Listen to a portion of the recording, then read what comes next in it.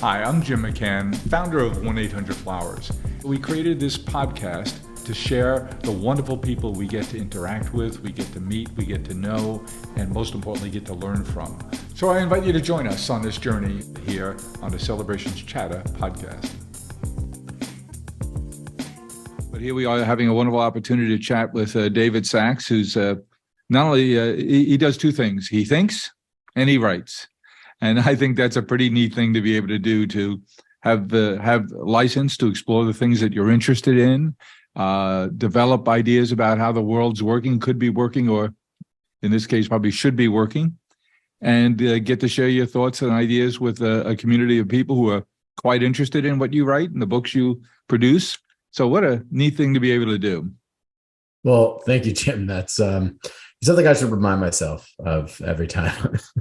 Every time you're stuck and you're on deadline for something, you know? Yeah, I'm like, should I write another book? Oh, gosh, what am I thinking? Like, should have been in law school. David, say hello to someone you've spoken with before, Matt Fordal. Matt is at Flowers. He's our managing editor of 1-800-Flowers, and you spoke to him last when he was at the New York Times and he was talking to you about one of your previous books. Thanks, Jim. Good to see you again, David. I remember pretty well when we last talked, we had been introduced by a mutual acquaintance who I think was at the Edelman firm. And it was right when Revenge of Analog had come out. And it turned out that it was a perfect fit for a client we were working with. It was a good conversation then. So David, give us a little thumbnail of your journey. I know you live in Toronto. I know you've lived in neat places like New York and Buenos Aires and Rio de Janeiro and Montreal. How did that all happen? Where did you grow up? Where did you go to school? Well, it all happened because I was born here. So let's go back to the beginning. I was a kid someone said, when did you know you wanted to become a writer or journalist? And like, my parents used to send me Newsweeks to summer camp, like Archie and Newsweek. I was like, I need to know what's happening with the Berlin Wall. I'm an 8-year-old. I'm just a kid. Miss out on all these things. Yeah, send me a telex to camp. So I was always interested in kind of the world, news, current affairs, history, and these sorts of things. I went to University of Montreal at McGill, and there continued to kind of take an interest in it and writing and studying history, and started doing stuff with the school newspaper and the school TV station, and knew by the end that I wanted to be a journalist. I actually wanted to be a foreign correspondent, a war correspondent. This was my last year was when 9/11 happened.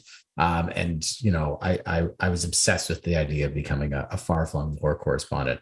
But I then wisened up for the sake of my own safety and ended up living in Argentina and Brazil for a couple of years as a freelance correspondent. So I got the foreign part. Just for the adventure, David? Yeah, I was like, I want to live far away. I want to learn another language. I want to be in a different culture, and I want to be a journalist and write. And friends of mine were traveling to Argentina, and someone said, well, it's a great place to start. They just had this financial crisis. They're having all these elections.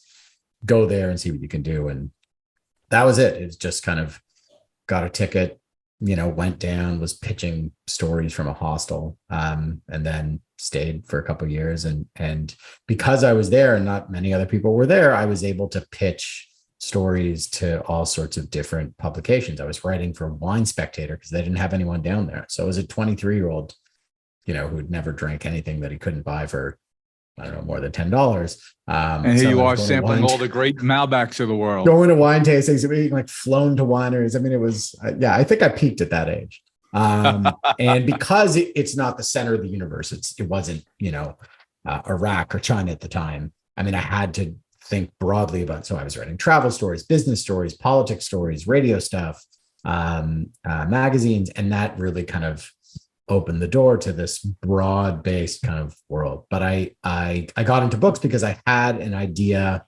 when I was in university. There was a paper I wrote, which was about kind of the fate of the Jewish delis. And so I knew I wanted to write a book. So I came back, I found out how to write a book proposal. I sold the book, wrote that book, then I wrote about food for a couple of years. And it just kind of spiraled into like that book. We got another book.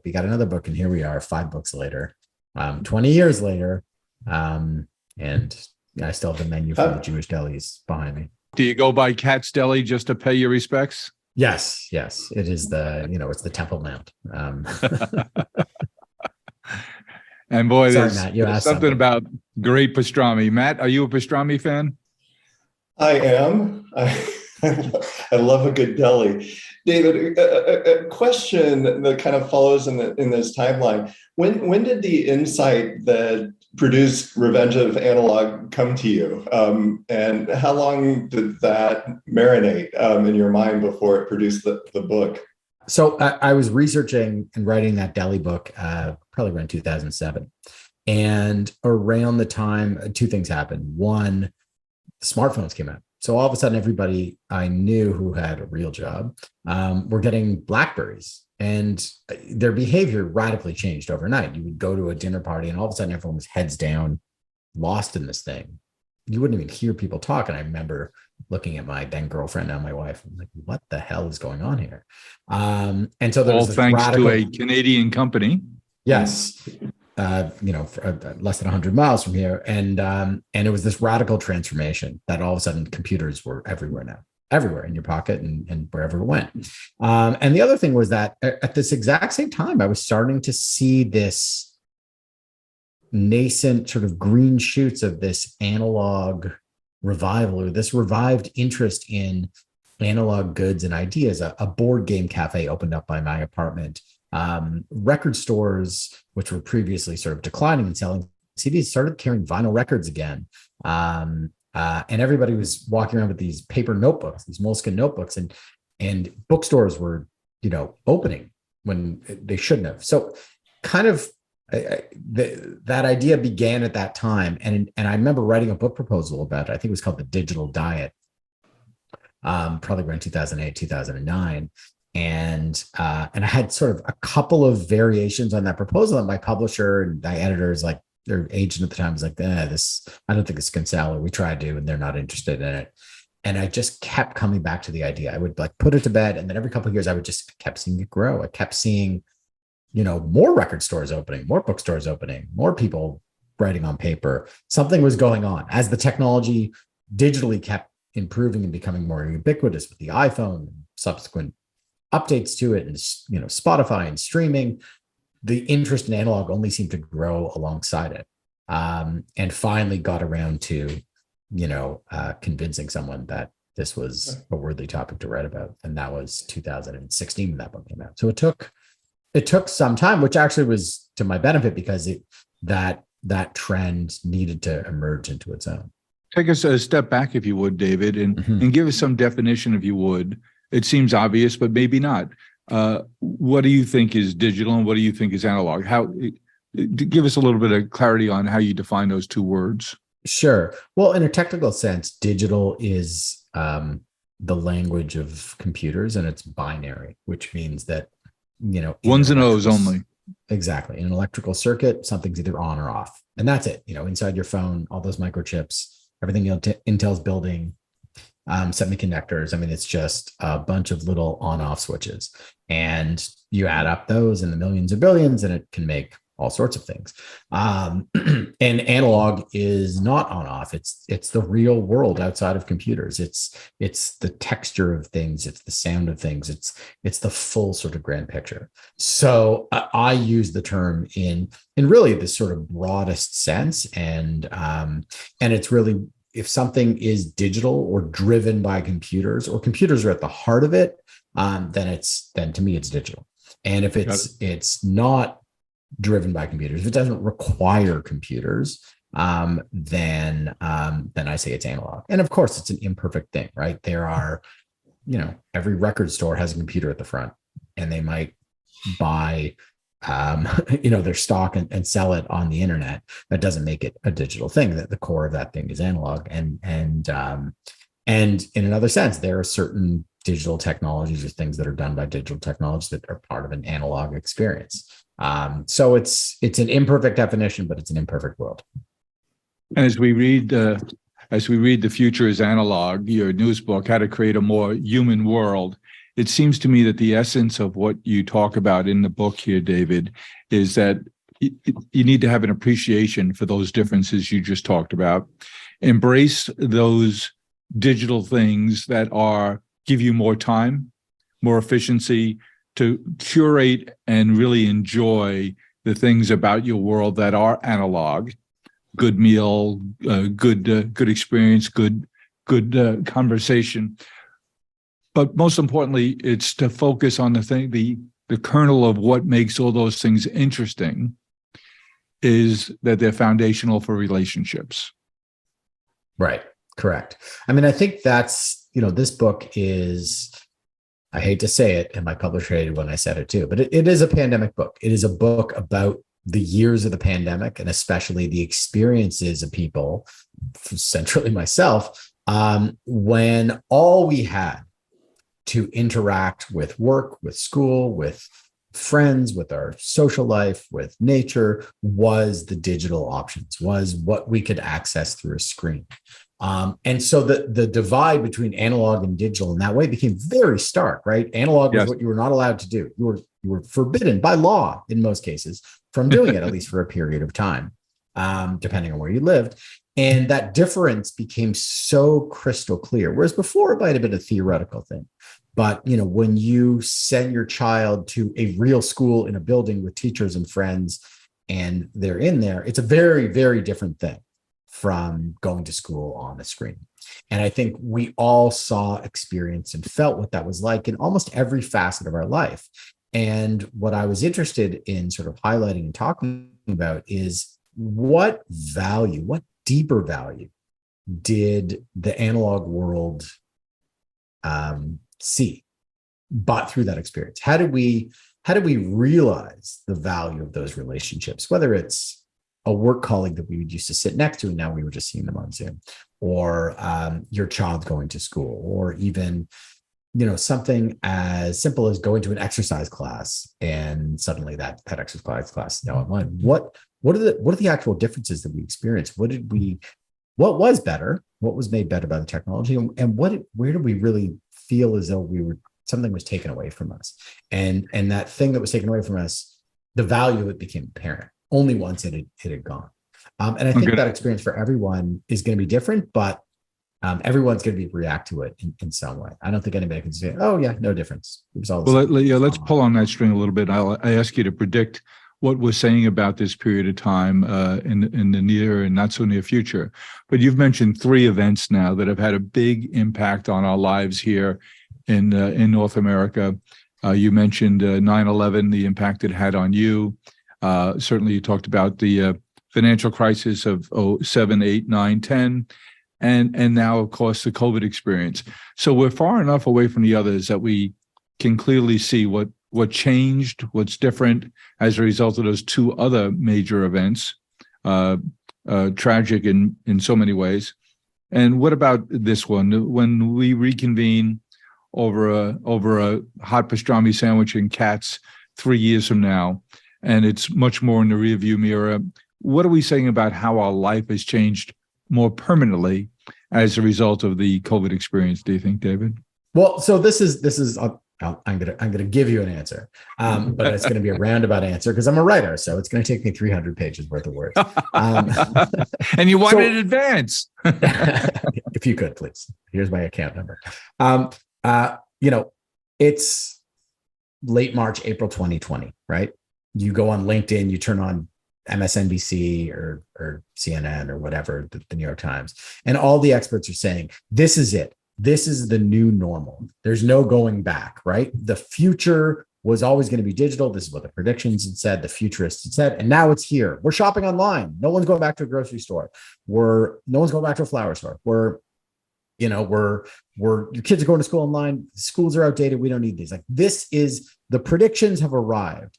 And then what's amazing is how all of that is kind of, with the exception of like offices, which is still this tricky, sensitive area, so much of that is just reverted back to the point where like so many of these technology companies, their stocks are cratering because they had reinvested so much and like, oh, this is it. E-commerce is growing, 40% for the next 3 years. Invest all in this and invest money in Peloton and Zoom and all that. And all these stocks have just cratered because the prediction was that history and technology continues to grow in this upward curve, and it doesn't. And what we experienced was this test pilot of that all digital future that was predicted and being sold to us. And for the most part, most people said, no, thank you. I do not want all this. I'll take this part and this part and this part, but I'm good. I'm good on all that, right? Something like virtual school. I mean, if anyone tried to sell that to you, your kids, or your grandkids right now, it would be an impossibility. I would sell you the tar and feathers to kind of cover that salesperson and run them out. I would build the railroad to run them out of town. But you'd buy the tar and feathers online. There's a tar and feather shop over here. It's a hipster kind of thing, artisanal tar, sustainable feathers from inside Patagonia jackets only. And so this is my prediction. Recycled Patagonia jackets. Yeah, exactly. Of course, which I'm actually going to go take back to the store right after this because my zipper broke. That's another story. This is my prediction for the future. Is one, digital technology will only continue to improve and grow and do amazing things in new ways. Look at what's happened with artificial intelligence, language recognition, just in the past couple of months, right? It's upended all sorts of ideas and predictions and unleashed a torrent of thoughts about what's going to happen next, and every industry is going to be disrupted and so on. So all these things are going to continue to come and provide new challenges, opportunities, dangers, and so forth. But the other is that, and this is the thing I think we forgot, is that we are not digital, right? We humans are analog. We are flesh and blood creatures. We're animals living on this spinning rock, right? And as long as that continues to be true, and I imagine, and I hope it will be for hundreds of years, if not longer, then the needs we have as humans, as analog creatures, are still going to be this grounding factor in this world that's going to temper our predictions or ideas about the future. And so the world of digital works in these sort of absolutes, and it's all or nothing, and it's zero-sum game. Everything is going to become online. Every piece of writing, as Matt and I know now, it's oh, you're a writer, you're done. Chat GPT or Chat GPX or whatever it is going to be, that's going to take your job next week. You can do it so much better.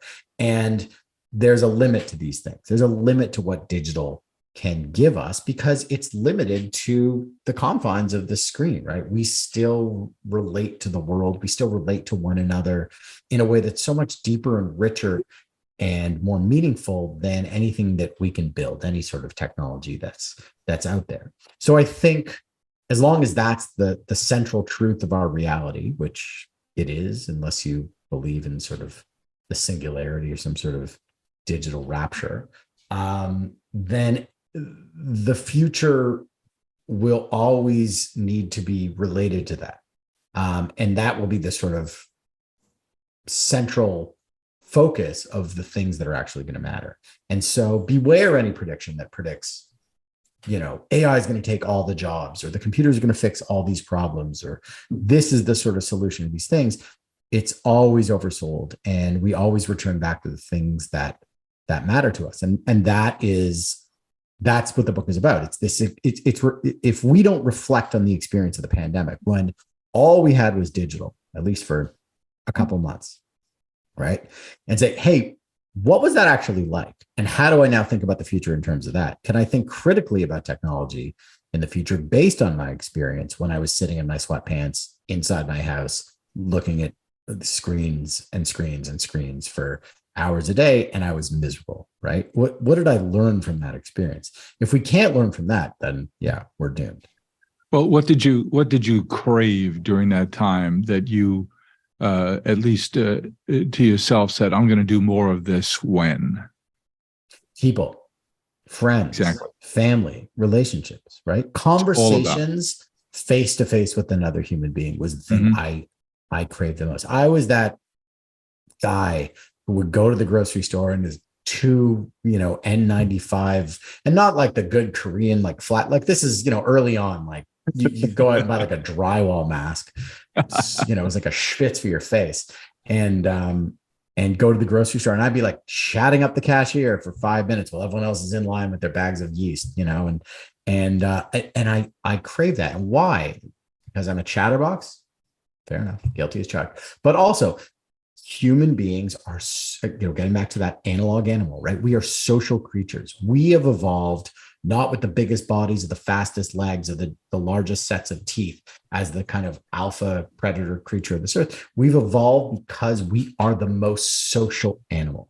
And that socialization, that need to have connections and conversation and learn from the world around us and the people around us, that is the core of our existence and our intelligence and our success. And that's the thing that I miss the most. Conversations with friends, meaningful interactions with families, that casual chit chat. It was the thing that I sought out and made the biggest, I'm in Canada. I would go for walks with friends in snowstorms in the middle of those years, because it was, I was dying on the inside being at home alone or at home with my, wife and 2 kids all day, every day inside. And this version of the socializing, the Zoom chats and the Zoom cocktail party. I mean, you couldn't pay me to do that.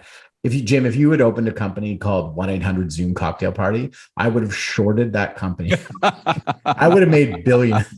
I would have been like the guy there's from a The Big story in the Short. book about you showing up for a Zoom cocktail party, and you realized it was a con job because you're the only one with a cocktail.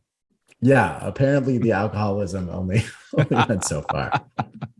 Now, Matt, in your role, some people find it interesting that I say that you, that I introduced you today as Matt Fordal, who's our managing editor at 1-800-Flowers. People say managing editor at 1-800-Flowers, but I think it speaks to what David's remembering from the earliest days of COVID that we felt, which really gave birth to you and your team and the things that you do. And it's the relationships that David just spoke about, but it was also, as he was intimating at the end, it's those little micro contacts that we have throughout the day that we didn't before COVID really understand the value of those. A wave to the barber as you pass his shop who you go to regularly, who sees you and waves. It's the person at the office you're visiting, who's at the front desk, who says hello, asks how your weekend was. It's the barista who knows your first name and knows what you like to drink. It's all those little micro contacts that add up and make a significant difference in our life. It's not just that warm, loving embrace when you get home at the end of the day from your significant other. It's all those contacts that go into how we feel. Matt, we started writing about that a lot, didn't we? Yeah, we sure did. And starting, I think it was in March of 2020, we started writing a newsletter to our customers and touching on exactly those topics and trying to remind people the need to connect with people, and to use your words, Jim, use your power of connection to reach out and strengthen those relationships. And one of the things I was struck by in this book is David does a great job of defining the misery and the difficulty of the pandemic and the lockdown and what the kids were doing, and the disaster that virtual education was. But you go a step further, which I really appreciated. You look pre-pandemic in many instances and say that wasn't perfect. We were being promised a digital nirvana at this time, but workplaces, schools, they weren't exactly hitting the mark. So I think that really positions us to a point of figuring out what the new normal actually is, and it gives us some agency in making that decision. I mean, I think it's interesting. I think the question is, how do we get to this place, right? How did we get to the point where we were being sold and buying into this notion that, this thing will be and whatever's in it is going to be the solution to whatever problem we have. So now, the technology du jour is ChatGPT and other sort of AI machine learning programs. And it's like, the problem of supply chain management, the problem of HR, the problem of content writing, this is it. Like, education, this is going to be the thing that unlocks it. And the reality is there is no silver bullet answer, right? It's someone I quoted, or I spoke to him in the chapter about education. He's like, it's hand-to-hand street combat. And that's how you improve schools. And that's how you improve community relations. I wrote about the value of conversation, to human physical health and mental health. And, isolation and loneliness is the biggest public health crisis in the United States and across the Western world, and increasingly in the developing world. More people are spending more time alone with fewer close friends and fewer relationships, and technology plays a big role in fostering that.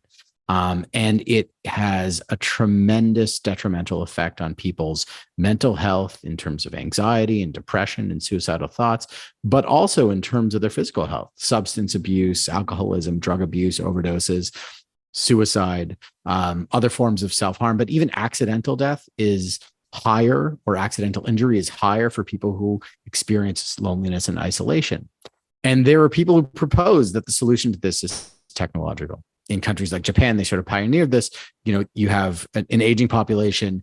There's a senior population that's increasingly lonely and isolated, and that leads to bad health. But there's not enough people to staff the care homes. So what they've done is invented animatronic stuffed animals. Like, you can get a stuffed baby seal and it'll purr at you and ask how you're doing in Japanese. And Mrs. Yakashima will supposedly feel better about herself, right? In her home in Kyoto or whatever, where children aren't visiting her. And that is a sort of tragic outcome that underlies the problem and isn't a real sort of solution. So it's hard. It's a difficult thing to say, okay, we actually need to find ways to make socializing, make conversation a bigger part of public health, a bigger part of people's lives. That's a huge needle to move than saying, oh, buy this thing, it's going to make it better. We put our heart into everything we do. We are farmers, bakers, florists, and makers who grow and create with a passion. Made with love at every step of the way. Because at the end of the day, we know you're sending more than a gift. 1-800-Flowers, share with love. It sounds like you're a big believer in anti-absolutism. Nothing is going to be absolute. The pendulum is always going to swing back and forth. Yeah, I mean, this is why, communism and fascism and all these extreme absolutist ideologies always fail, because the world doesn't work in absolutes.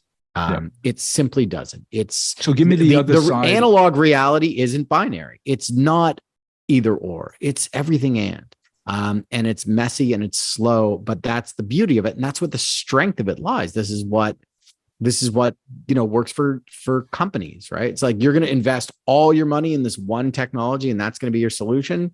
You're probably going to miss out on something. Good luck, yeah.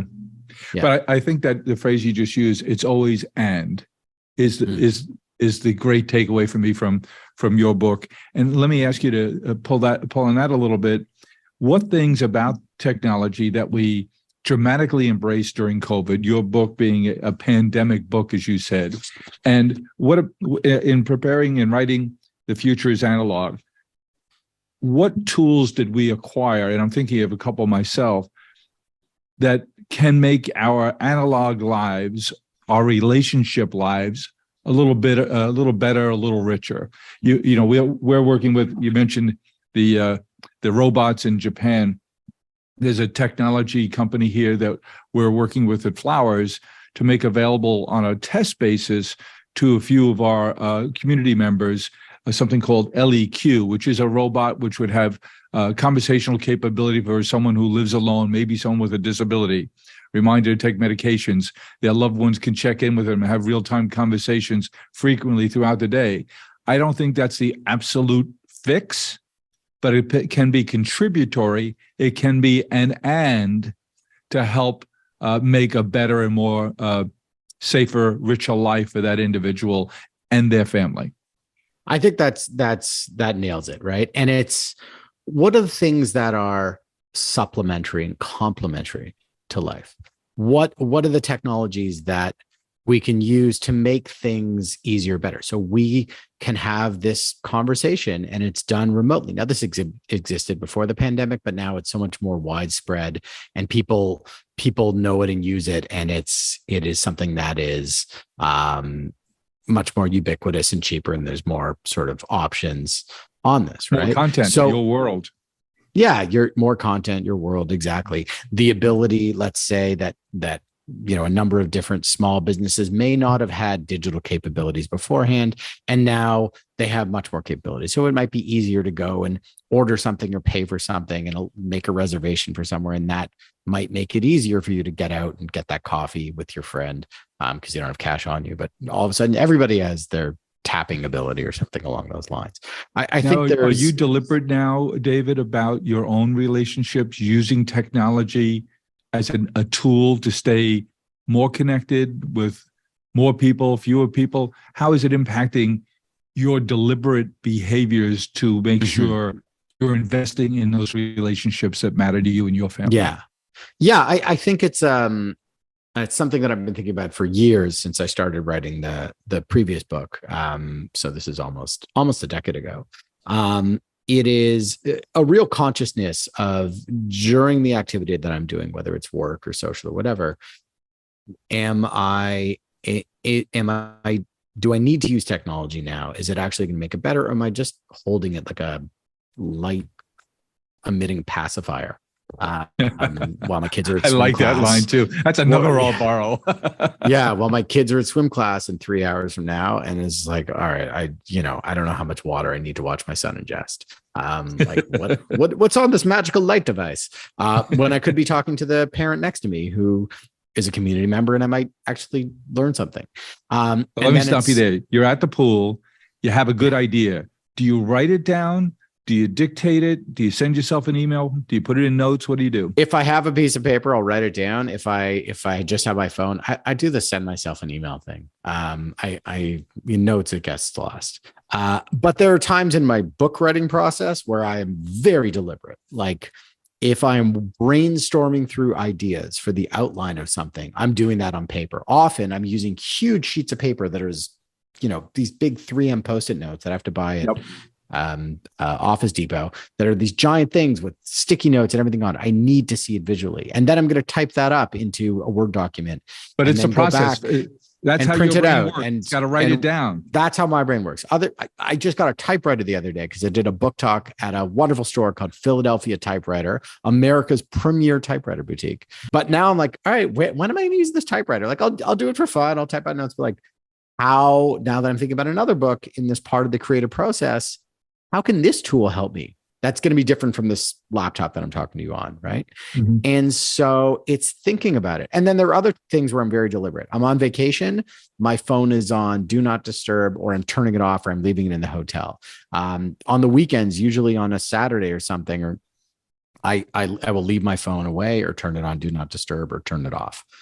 Because I'm saying this is a time where I'm deliberately do not need this thing. And unless I require it, I am going to leave it by the wayside, because I know that in this period of time, it's going to do so much more negative than positive for me. But there are other times when it's like, all right, when do I need this? How can I make a reservation? What app do I need to get from point A to point D? And so I think it's being deliberate about it and being critical about the technology rather than just accepting it as an all-around good or a vital necessity that you cannot do without. If we can engage in critical thinking around digital technology, then we're going to have a better relationship with it at the end of the day, regardless of how it evolves or what the next iteration of it is. Matt, I'll ask you the same question. So think about it. But I'm just thinking, this past weekend, I was in California for to play in a pro-am golf event, and it was great fun. And there are a whole bunch of guys. I brought my spouse, a few others did too. But it used to be just an all guys event, and now it's morphed into being couples. And there are almost 40 of us guys who have been doing this, and now a larger number with our spouses coming. But I feel close to these guys, even though I might not have had a conversation with them during the course of this year, because we created a whole bunch of different text communities, and we're sharing jokes, and we're commenting on something, or someone did something in business. It's in the newspaper. We all share it. This morning, one of our friends had a piece in Fortune magazine about an activist situation that's going on. We all distributed that. We commented, hey, that really interesting piece. I find it helps me to maintain relationships, particularly casual relationships, more and better. because if I'd gone a year without any contact, it wouldn't have been that warm embrace when I see them again this year, or the deepness of the smile because of things we've shared through the year. Do you find yourself using tools to maintain and develop relationships? I certainly do.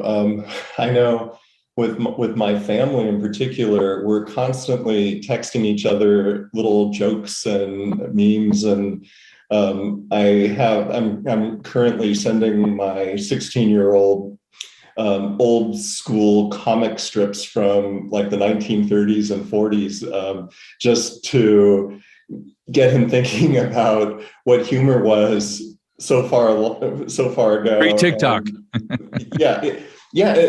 Basically, it's an effort to peel him away from TikTok and those other things. And it gives us something to talk about too when he comes home from school or over the weekend when we're just sitting around the house. How old are your kids, David?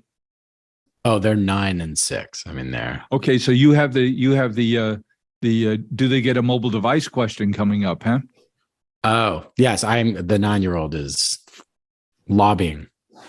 The lobbying has begun. Matt's are older. He's got one in college. The younger one, the 16-year-old, I wish sometimes I'd never introduced him to the mobile phone, because I'm now trying to teach him how to drive. And when he's in the passenger seat of the car, I'm trying to explain to him, okay, this is why I'm doing what I'm doing. And he's watching a TikTok or having filming a TikTok of dad trying to teach me to drive a car. Going back, though, to organization and the tools that we can use, I had an interesting experience this weekend where we had a big Zoom meeting with folks in procurement, folks in quality assurance, just trying to dig into the company and how we maintain quality. And it's a fantastic story. And I got the AI transcript of this meeting and I thought, okay, all set. I'll just fix a few things. It was nonsensical. That it got all the names wrong. It repeated words. It was difficult. So what I ended up doing is just taking the video and replaying it at half speed and taking written notes from it. And it was a much, much better experience, even though it did take a little bit more time. And, David, your point was all of these things are getting better all the time, and they're never absolute. They're end. Yeah. Now, I have grandchildren, and the oldest is 14, and the next is 11, and the 11-year-old just had a birthday January 1st and got his first mobile device.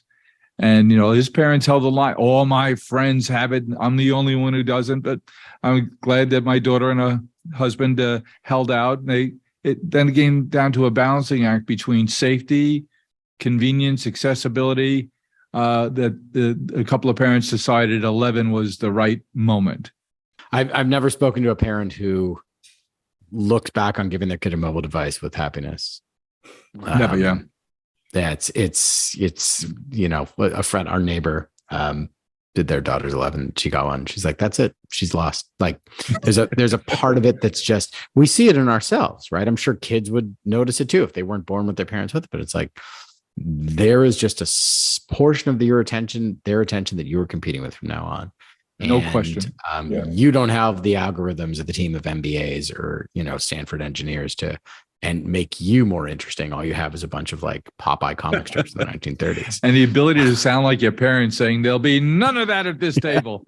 Yeah, that's it. And clothes and shelter.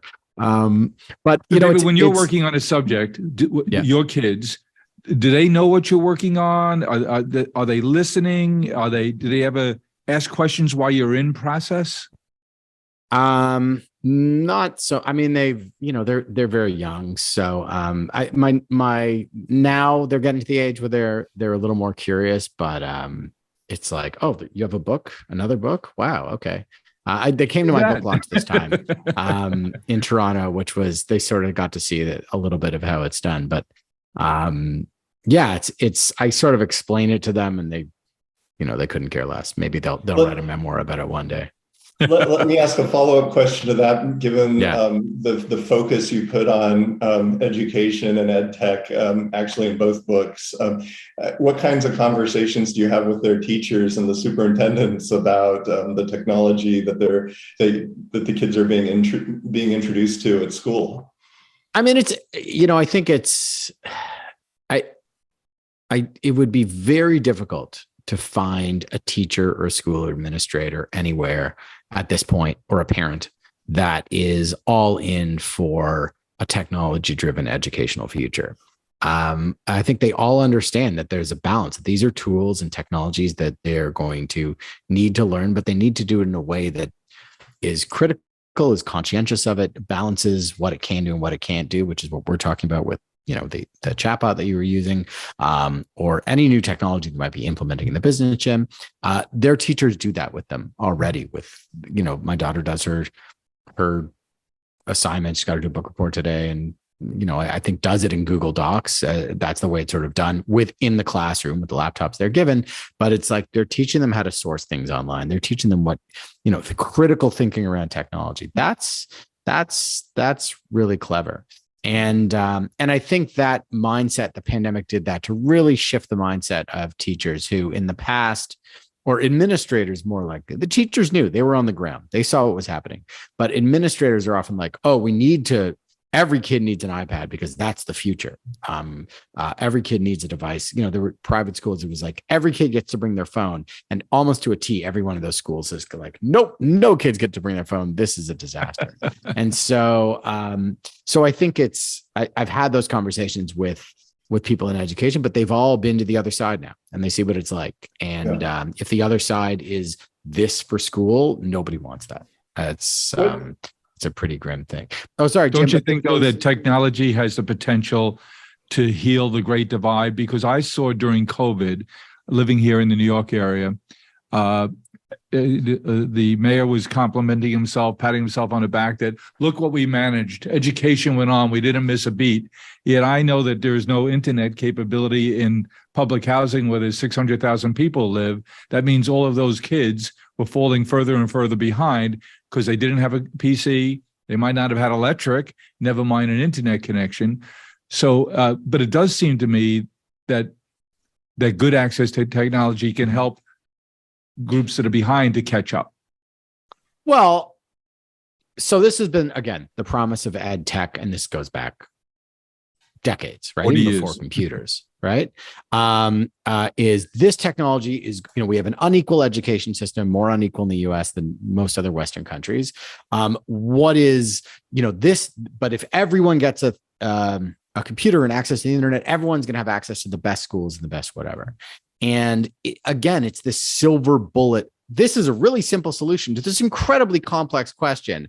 So on the one hand, let's reform the tax code so that, unlike other Western countries, the US will have equal taxation for public school students across the jurisdiction and across like a state, right? Mm-hmm. That's never going to fly in America. So it's like, all right, everyone gets an iPad. And what happens? It's been tried in Los Angeles and North Carolina and South Carolina and all these places, and all the studies have come out. And what happens is that it just exacerbates the inequality. And this is what we saw in COVID, right? But you had a good anecdote in your book about children sharing an iPad, 3 or 4 children sharing an iPad, and they're learning something from sharing that iPad. Why don't you talk about that a little bit? Yeah. This is something that Michael Rich, who heads up the Boston Children's Hospital Center for sort of children and media, and deals with kids with media addiction, and looks at kind of studies about the best way to use technology and children for their health, said like the information is coming out that 1-to-1 that every kid should have a device isn't the best thing. That having a bunch of kids sharing a device is actually better because they learn from each other. They're able to have conversations. Education is fundamentally an act that's social, just like work is, right? It's the idea that we can all just be sitting alone at home in these kind of atomized cubes like we are right now. And that is sort of better for us and more productive, is flies in the face of what actually we know about collaboration, about learning.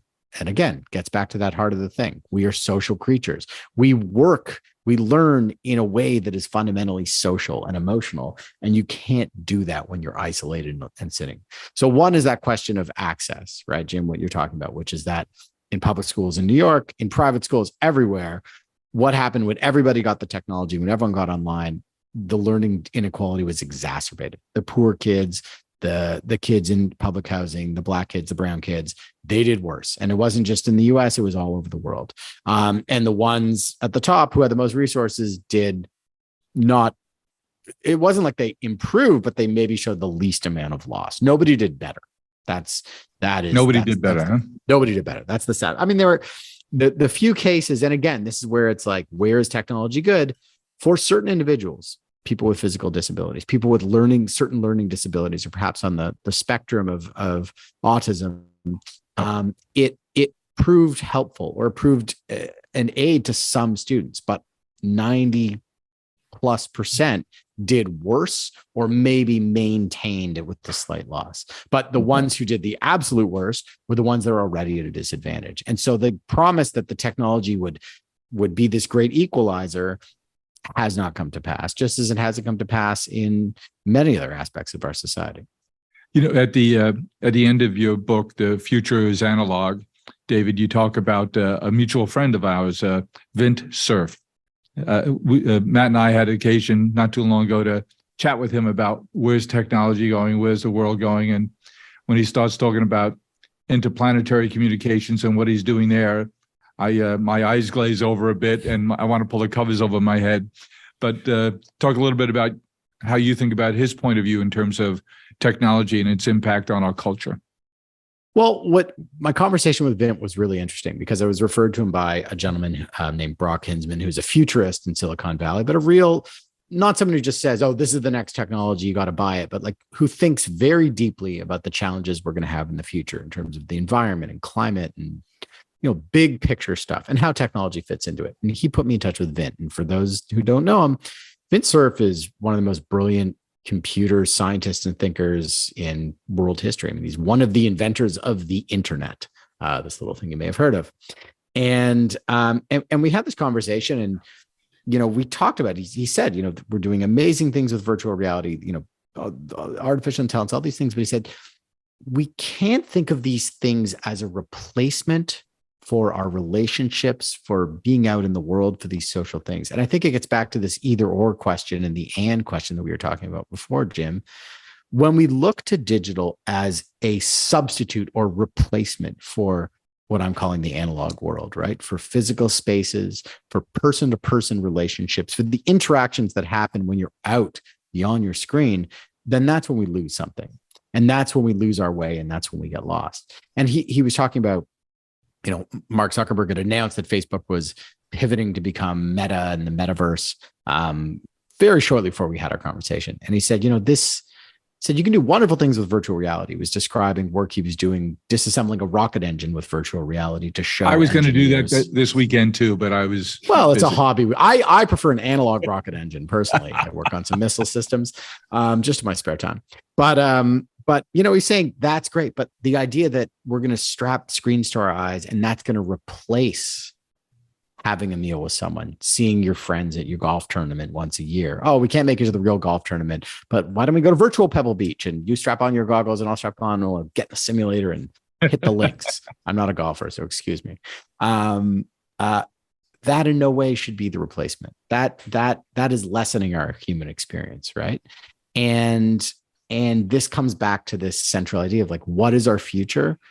I hope a lot of our future is like our past and our present, right? Because the things that I get joy from, the things that I get value from, the things that drive me in work or family or community or life, I don't need those to change. I don't want those to change. I don't want sourdough better bread. And more.